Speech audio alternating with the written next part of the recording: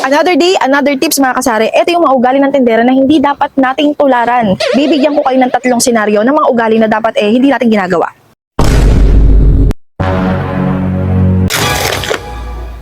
Si Bebang. Psst! Bebang! Halika. Bakit Saan ka pupunta? Bibili, sa kabila. Sa kabila?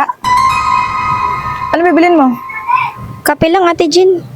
Ano ka ba? Dito ka na bumili. Mas mura ako dun. Ay, ganun ba, Oo. Ilan ba? 2 lang.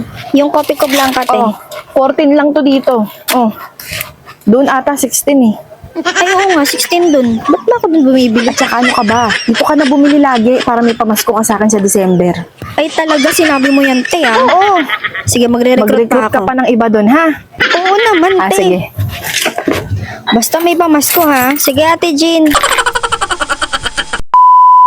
Ano ka ba? Huwag kang bibili doon. Visit yung tindera doon. Mahal-mahal pang magtinda. Dyan lang din naman binibili yung paninda. Oo.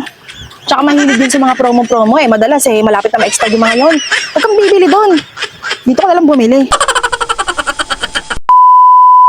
Pabili. Ano yan? Eto ate. 15. Ayan te. Uy ate G, nabalitaan mo ba si Cordapia? May bagong paninda. Nagdagdag siya ng paninda ngayon, mga meriendahan. Ang lakas nga Ay talaga. Siya mo siya. Hindi ka affected? Wala naman akong pakialam doon. Siya mo siya. Ibenta niya lahat. Wala akong paki. Basta ako sinasabi ko lang sa'yo. Sige. Tinda siya ng mga merienda.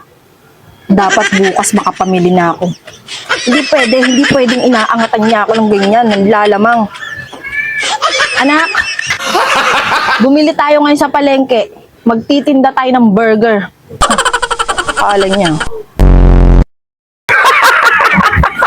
Passive income baka mo? Bakit hindi mo subukan ang PC Wi-Fi ni Share Wi-Fi? Basta may internet ka sa bahay, pwede kang kumita. Maglagay ka lang ng Share Wi-Fi vending machine at automatic may kita ka araw-araw.